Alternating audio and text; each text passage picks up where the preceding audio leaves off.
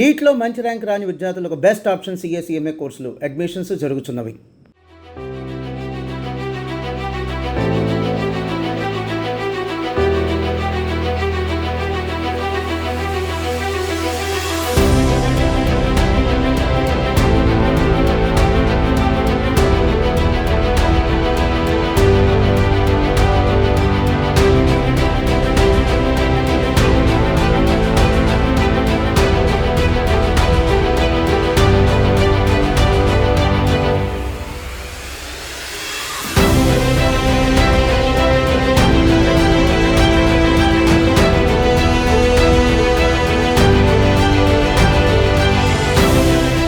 అహ్మదాబాద్ మేఘానిలో 242 మంది ప్యాసింజర్స్తో వెళ్తున్న విమానం ఒక్కసారిగా కుప్పకూలింది. ఈ విమాన ప్రమాదంతో గుజరాత్ రాష్ట్రం ఒక్కసారిగా వణికిపోయిందని చెప్పొచ్చు. A1171 బోయింగ్ 787 డ్రీమ్ లైనర్ విమానం మధ్యాహ్నం 1:17 టేక్ ఆఫ్ అయింది. టేక్ ఆఫ్ అయిన 9 నిమిషాలకే ప్రమాదానికి గురైంది. అయితే కుప్పకూలినటువంటి విమానం ఫుల్ ఫ్యూయల్ ఉండటంతో దట్టమైన పొగలు వ్యాపించాయి. పూర్తిగా పొగలు అలముకున్నాయి. దీంతో 242 మంది ప్రయాణికులతో పాటు అందులో 10 మంది సిబ్బంది, 2 పైలట్స్ కూడా ఉన్నారు. పైలట్ క్లైవ్ కుందర్ సారథ్యంలో అయితే ఈ ఫ్లైట్ అయితే నడుస్తోంది. సో ఈ ఒక్కసారిగా విమానం కుప్పకూలినటువంటి ప్రమాదంలో ఎంతమంది ప్రాణాలు కోల్పోయారు, ఎంతమంది క్షతగాత్రులయ్యారు అనే విషయం ఇంకా స్పష్టత రాలేదు. కానీ హుటాహుటిన 90 మంది 3 బృందాలుగా ఏర్పడి సహాయక చర్యలు ముమ్మరంగా కొనసాగిస్తున్నారు. బిగ్ రెస్క్యూ అయితే అక్కడ కంటిన్యూ అవుతోంది. అహ్మదాబాద్ నుంచి లండన్కు వెళ్తున్నటువంటి ఈ ఫ్లైట్ ఒక్కసారిగా ప్రమాదానికి గురి కావటం ప్రతి ఒక్కరిని కలవరపాటుకు గురి చేస్తోంది. గుండెలు అదిరిపోతున్నాయి. అందులో ప్రయాణిస్తున్న వాళ్ళు డీటెయిల్స్ గురించి ఇప్పుడు ప్రతి ఒక్కరు కూడా వరి అవుతున్నారు, టెన్షన్ పడుతున్నారు. ఏమైంది ఇప్పుడు ఆ ఫ్లైట్లో ప్రయాణిస్తున్న వారి పరిస్థితి ఎలా ఉంది, మా వాళ్ళు ఏమైపోయారు అని కుటుంబ సభ్యులు ఈ విమాన ప్రమాదం తెలిసిన వెంటనే ఒక్కసారిగా ఆందోళనకు గురవుతున్న పరిస్థితి. ఇప్పటికే కేంద్ర ప్రభుత్వం కూడా ఇమీడియట్గా అక్కడ రెస్క్యూ కొనసాగించడం, అలాగే ఎందుకు విమానం ఈ ప్రమాదానికి గురి కావటం, కారణాలు ఏంటి అనే విషయంపై కూడా కేంద్ర విమానయాన శాఖ మంత్రులతో, అధికారులతో కూడా, అలాగే ఎయిర్పోర్ట్ అథారిటీ వాళ్ళతో కూడా మాట్లాడడం జరుగుతుంది. ఇప్పటికే ప్రధాని మోదీ ఫోన్ కాంటాక్ట్ అయ్యి అసలు ప్రమాదం గురించి ఆరా తీశారు. మరొక వైపు కుట్ర కోణం దాగి ఉంది అని చెప్పేసి విమానయాన శాఖ అయితే అనుమానిస్తోంది. ఈ నేపథ్యంలోనే ఇంకా చెప్పొచ్చు, ఈ ఘటనకు సంబంధించి ఒక్కసారిగా అంటే అహ్మదాబాద్ ఎయిర్పోర్ట్కి దగ్గరగా సివిల్ హాస్పిటల్ జనావాసాల్లో ప్రమాదం జరగటం వల్ల కొంతవరకు సహాయక చర్యలు చేయటానికి కొంత అనుకూలమైన ప్రాంతం, ఒకవేళ కనెక్టింగ్కి దూరంగా ఉన్నటువంటి నిర్మానుష్య ప్రాంతంలో ఫ్లై అవుతూ ఒకవేళ కుప్పకూలితే గనక అక్కడ సహాయక చర్యలు చేయటానికి కూడా ఎవరికి ఆస్కారం ఉండదు, అవకాశం కూడా ఉండదు. కానీ ఇది అహ్మదాబాద్ ఎయిర్పోర్ట్కి దగ్గరగా జరిగినటువంటి ప్రమాదం కావటం వల్ల ఇమ్మీడియట్గా మొత్తం అధికార యంత్రాంగం అంతా కూడా హుటాహుటిన ఎయిర్పోర్ట్ అథారిటీ కావచ్చు, పెద్ద ఎత్తున సహాయక దళాలు కావచ్చు, ముమ్మరంగా అక్కడ రెస్క్యూ కొనసాగిస్తూ ఉన్నారు.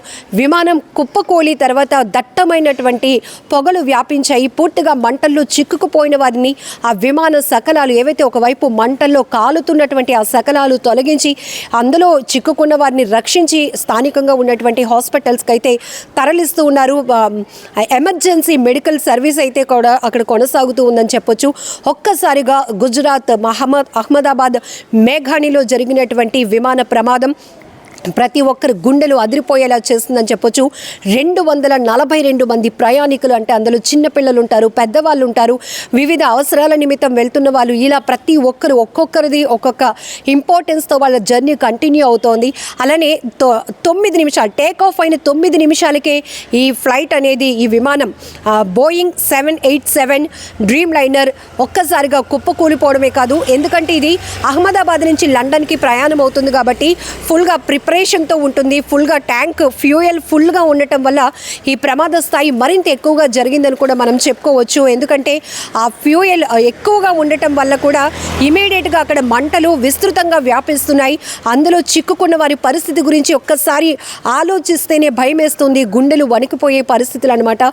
సో ఇప్పుడు ఈ ప్రమాదం ఎందుకు, ఎలా జరిగింది, ఇందులో కుట్ర కోణం ఏంటి అనే దానిపై కూడా ఇప్పటికే కేంద్ర ప్రభుత్వం దీనిపై ఇన్వెస్టిగేషన్ మొదలు పెడుతోంది. ఒకరి నుంచి ఒకరికి ఆరా తీస్తోంది.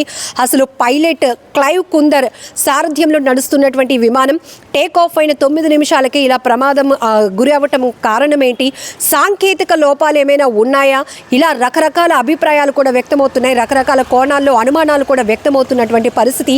ఏదేమైనా 242 మంది ప్రయాణికులతో వెళ్తున్న A1171 బోయింగ్ 787 డ్రీమ్ లైనర్ విమానం ఒక్కసారిగా కుప్ప కూలిపోయింది.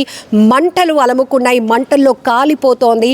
అక్కడ అసలు ఊహించటానికి కూడా వాతావరణం ఎలాంటి పరిస్థితిలో ఉందో మనం చెప్పుకోవచ్చు. ఇందులో గుజరాత్ ఎక్స్ సీఎం విజయ్ రూపానీ గారు కూడా ప్రయాణిస్తున్నారు, ట్రావెల్ అవుతున్నట్టు. ఆ టికెట్స్ బోర్డింగ్కి సంబంధించినటువంటి డీటెయిల్స్లో ఉంది. అది కూడా ఒక బాధాకరమైన విషయం అని చెప్పొచ్చు. అసలు ఇందులో ఎన్ని ఫ్యామిలీస్, ఎంతమంది వెళ్తున్నారు, ఎవరు పరిస్థితి ఎలా ఉంది, ఎంతమంది చనిపోయారు, ఎంతమంది ఆ విమానం కుప్పకూలి కాలిపోయినటువంటి ప్రమాదంలో వాళ్ళు కూడా కాలి బూడిదయ్యారు, ఎంతమంది క్షతగాత్రులయ్యారు, ఎంతమంది ఇప్పటికే అసలు ఆ మంటల్లో చిక్కుకున్న వారి పరిస్థితి ఊహించటానికి కూడా చాలా కష్టంగా ఉంది. ఇమీడియట్గా అయితే రెస్క్యూ బృందాలన్నీ కూడా 90 మంది 3 టీములుగా ఏర్పడి పెద్ద ఎత్తున సహాయక చర్యలు కొనసాగిస్తూ హాస్పిటల్కి అయితే హుటాహుటీన తరలిస్తూ ఉన్నారు. అయితే మరొక వైపు ప్రమాదానికి గల కారణాలపై విశ్లేషిస్తోంది కేంద్ర విమానయాన శాఖ. ఇప్పటికే కుట్రకోణం దాగి ఉందని అభిప్రాయాన్ని కూడా వ్యక్తం చేసింది.